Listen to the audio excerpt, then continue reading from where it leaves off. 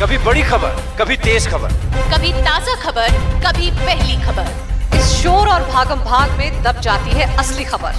पहुंचता नहीं पूरा सच आप तक, लेकिन ये शुरुआत।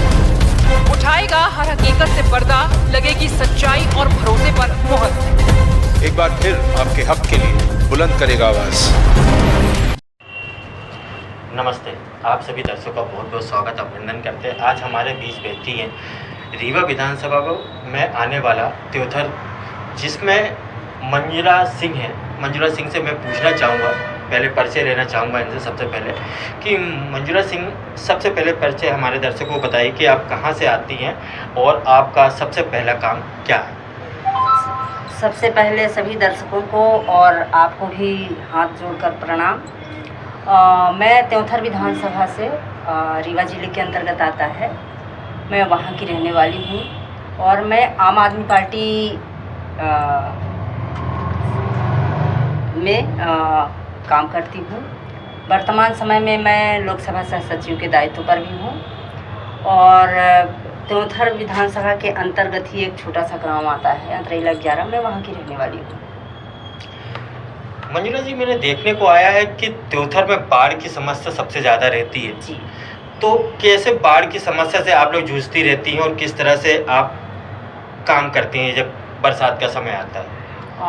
मैं आपको आपके माध्यम से दर्शकों को बताना चाहती हूँ कि त्योथर विधानसभा के अंतर्गत जहाँ तक अभी मामा जी द्वारा बताया जाता है कि हमारे भारत की सड़कें वाशिंगटन से ज़्यादा बढ़िया हैं, तो मैं ये बताना चाहती हूँ कि हमारे क्षेत्र त्योथर के जो ग्राम पंचायतें हैं वहाँ की इतनी बुरी स्थिति है। और तो और उससे हट के अगर नगर पंचायत की बात करें, त्योथर की बात करती हूँ, तो वहाँ पर भी सड़कों की स्थिति बद से बदतर है।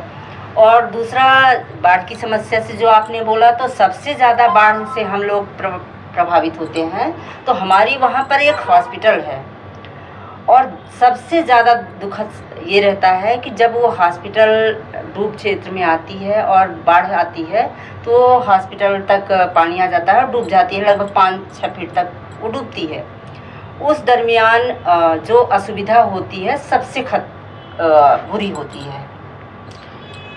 अभी आपने जिस तरह से अस्पताल के बारे में बोला गया जी कि अस्पताल 25 साल पहले, जो मेरी जानकारी है, मुझे बीच में जरूर टोकिएगा कि मैं कहीं गलत हूँ तो सबसे पहले यह है कि 25 साल का अस्पताल का जो बायोडाटा था वो क्या था, वो जानना चाहेंगे हमारे दर्शक।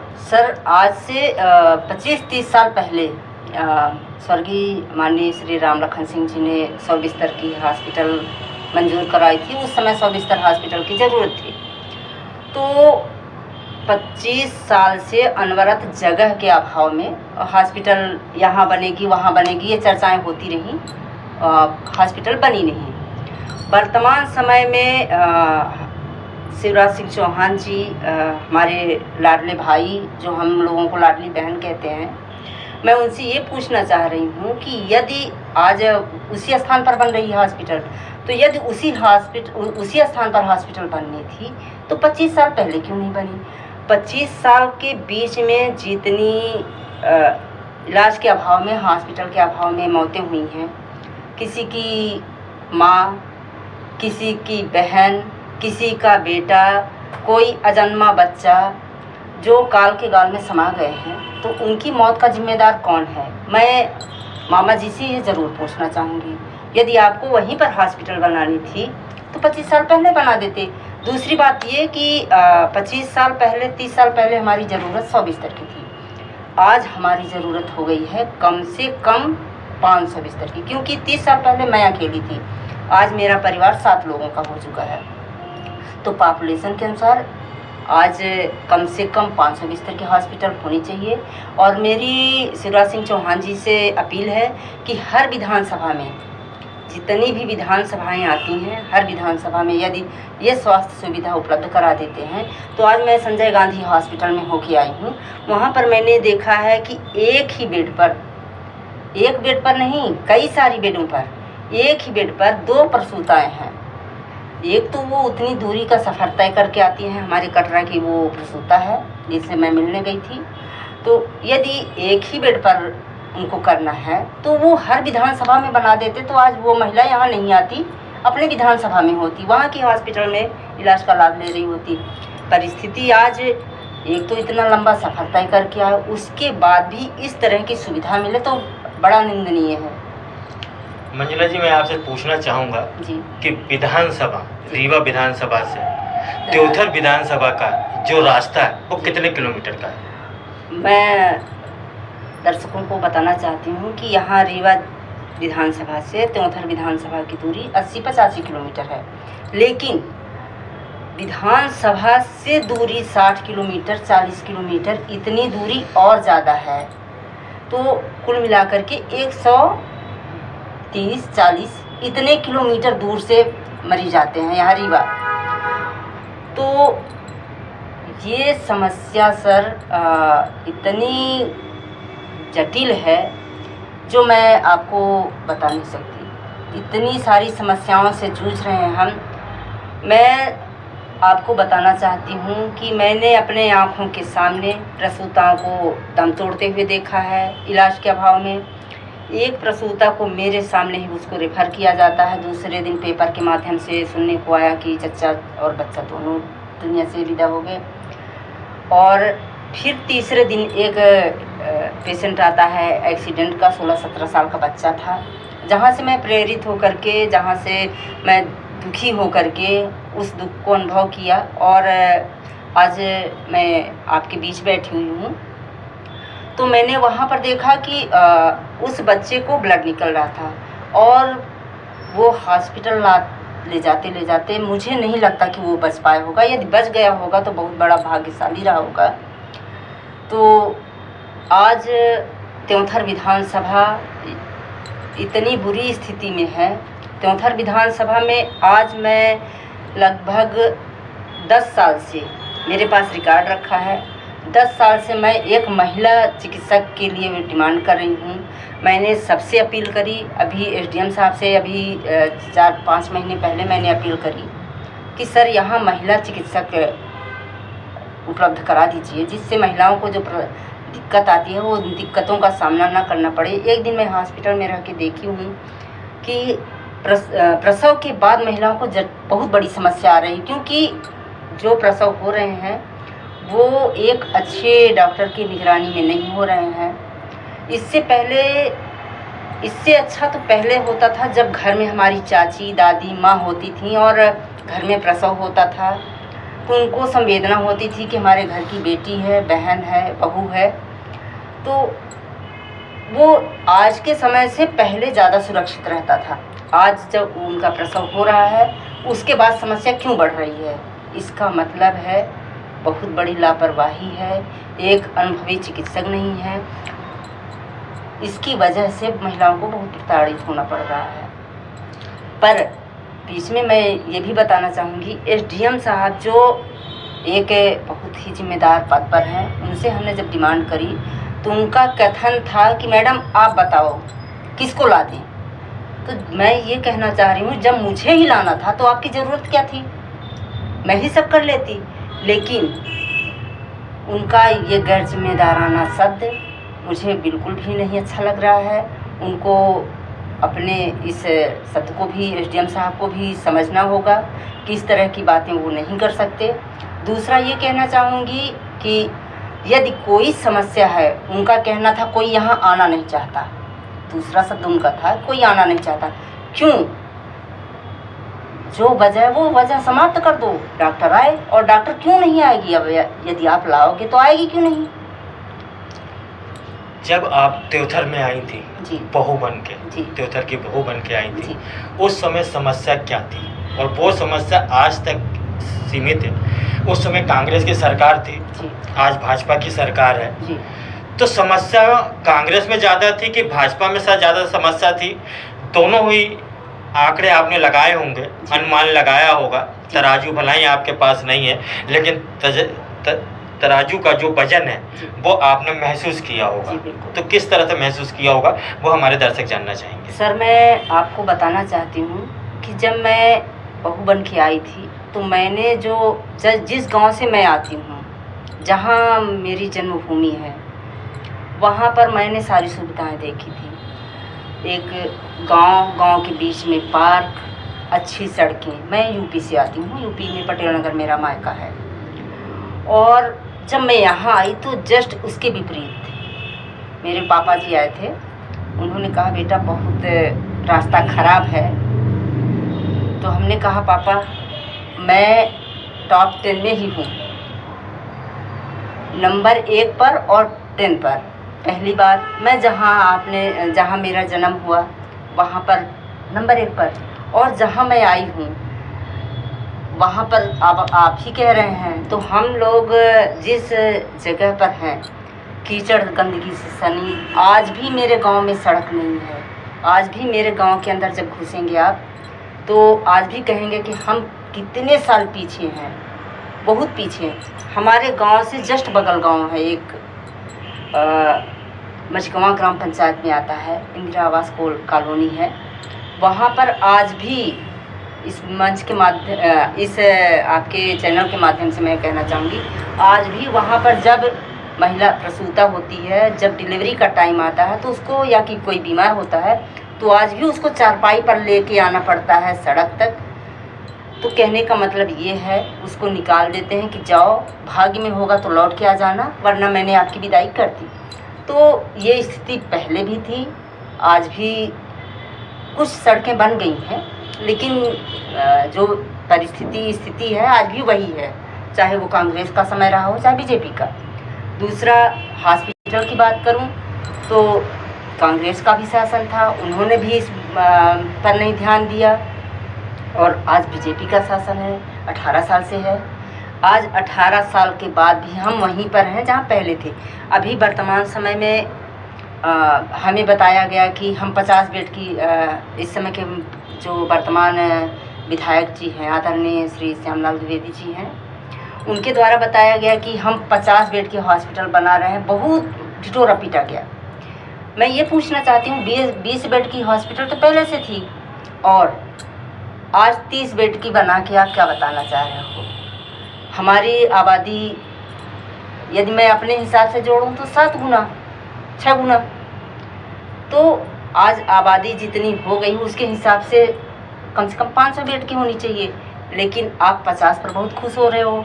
दूसरा ये कि यदि अभी तक आप ज़मीन तलाश रहे थे कि वो ज़मीन नहीं उपयुक्त है, बाढ़ क्षेत्र में आती है, आप ही कह रहे थे कि वो डूब क्षेत्र में है। आज ऐसा क्या हो गया कि वो डूब क्षेत्र से बाहर हो गई? जबकि करना तो ये चाहिए था कि जो पुरानी हॉस्पिटल वहाँ थी वो वहीं रहती, और वर्तमान समय में जो हॉस्पिटल बन रही है वो कहीं ऐसे स्थान पर होती जहाँ चारों तरफ से रास्ते का जुड़ाव होता, चारों तरफ से लोगों को पहुँचने के लिए संसाधन उपलब्ध होते, चारों तरफ से लोग पहुँच पाते, और भविष्य में हमारी जनसंख्या तो बढ़ेगी, तो भविष्य में हम उसको कई गुना आगे बढ़ा सकते थे। आज आप छोटे से स्थान पर उसको बना रहे हो, कितने मंजिल टांगोगे? यदि बाढ़ आती है, यदि कह रहे हैं कि हम मंजिल टांग देंगे, तो त्योथर में वैसे ही बाढ़ क्षेत्र में है, पूरा गांव बाढ़ क्षेत्र में है। जी जी।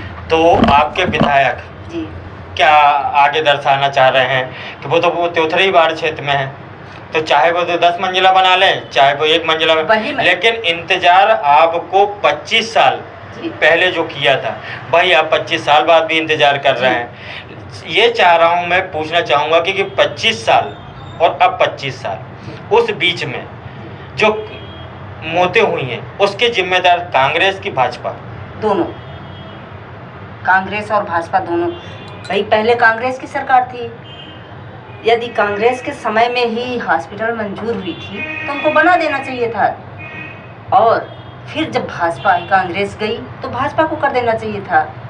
जो 25 साल से जो दर्द हम झेल रहे थे वही 25 साल अभी भी झेल रहे हैं, चाहे वो कांग्रेस की सरकार रही हो चाहे बीजेपी की सरकार रही हो। दोनों ने वहाँ की जनता के साथ छल किया है, दोनों ने ही उनके साथ दुर्व्यवहार किया है। जो उनको ज़रूरत की मिलनी चाहिए, जो उनकी मूलभूत ज़रूरत थी, भाई सारे संस्थान का जब कोई प्राकृतिक आपदा आती है तो 2 चीज़ें ही नहीं बंद होती, बाकी सारे संस्थान बंद हो जाते हैं। एक हॉस्पिटल, दूसरा पुलिस प्रशासन। तो हम ये पूछना चाह रहे हैं कि यदि आप वहाँ पर हॉस्पिटल बना रहे हो, मैं वही बताने जा रही थी कि ठीक है मंजिल तो आप टांग दोगे, फिर क्या आप हेलीपैड से पेशेंटों को उतारेंगे? क्या करेंगे? कैसे ले जाएंगे? जब बीच में डूब क्षेत्र में नाव चलती है, बीच में पानी आ जाता है, तो हॉस्पिटल तक आप पेशेंट को पहुंचाओगे कैसे? दूसरी बात यह है कि जहां बनाया जा रहा है अतिक्रमण बहुत ज़्यादा है, रास्ते बहुत सकरा है। जब एम्बुलेंस जाने लगेंगी, लोगों का आना जाना बढ़ेगा, तो आप रास्ता किधर से देंगे वहाँ के लिए? समस्याएं जटिल हैं। समस्या आपकी बहुत जटिल है। जैसे कि आपने बताया कि विधायक चाहे वो कांग्रेस का हो चाहे वो भाजपा का है, दोनों ही एक ही थाली के चट्टे बट्टे लग रहे हैं, जिस तरह से आपकी बातों से पता चल रहा है। एक बात और वहाँ से निकल के सामने आती है कि आपका जो रास्ता, एक्सीडेंट बहुत होते हैं वहाँ पे। अभी कुछ दिन पहले ही आपने देखा था कितना बड़ा हादसा हुआ था, जो कि बीच में हॉस्पिटल ना होने के कारण संजय गांधी लेके आए। हो सकता था कि पास में हॉस्पिटल होता तो कुछ जाने बच जाती, इमरजेंसी के लिए तो वैसे ही आना, लेकिन उस तरह के हॉस्पिटल वहाँ पे नहीं मिल पाए। हमारे दर्शक बताइए आप कि हॉस्पिटल त्योथर और रीवा में कितनी दूरियों पे एक भी हॉस्पिटल है कि नहीं? मैं यही बताना चाह रही हूँ कि यदि त्योंथर विधानसभा, मेन त्योंथर की बात करें, त्योंथर से रीवा की दूरी 85 किलोमीटर, तो 85 किलोमीटर के बीच में कोई हॉस्पिटल नहीं है।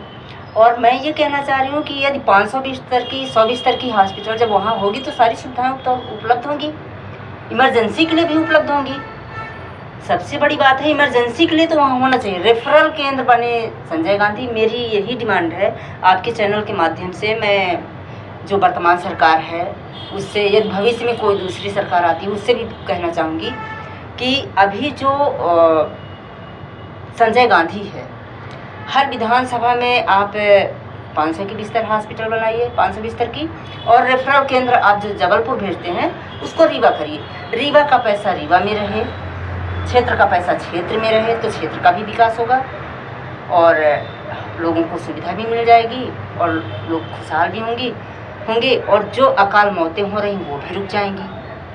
मंजुला जी, मैं आपसे ये जानना चाहूँगा कि आम आदमी पार्टी की सरकार आपकी कांग्रेस में है, आपकी पंजाब में है, तो आपको ऐसी सुविधा यहाँ पे करना होगा तो आपको चुनाव जरूर लड़ना होगा, क्योंकि जिस तरह से भाजपा और कांग्रेस लूट रही है जनता को, आपने देखा होगा 1000, फिर कमलनाथ जी ने 1500 रुपये, फिर उसके बाद मुख्यमंत्री शिवराज सिंह चौहान ने 3000 रुपये।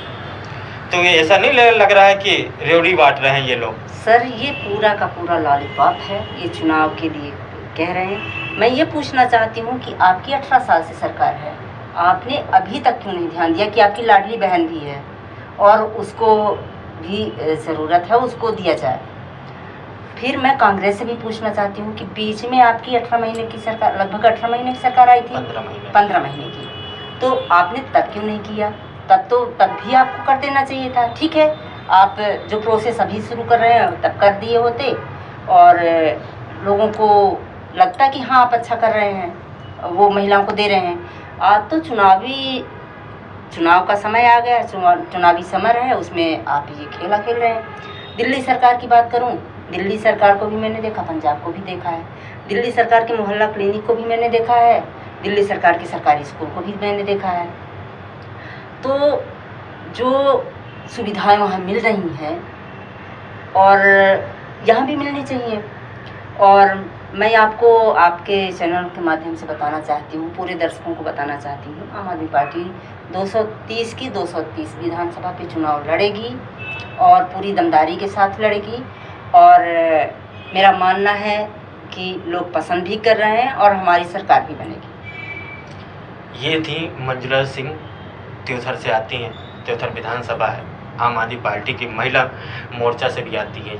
इन्होंने बताया पंजाब और हरियाणा और दिल्ली के बारे में। अब रीवा की भी समस्या इन्होंने बताई, मामा की जो समस्या आज भी वैसे ही जैसे 25 साल पहले बहू बन के आई थी, ऐसी ही समस्याओं से रूबरू करवाते रहेंगे। अब दीजिए हमें इजाज़त, नमस्ते।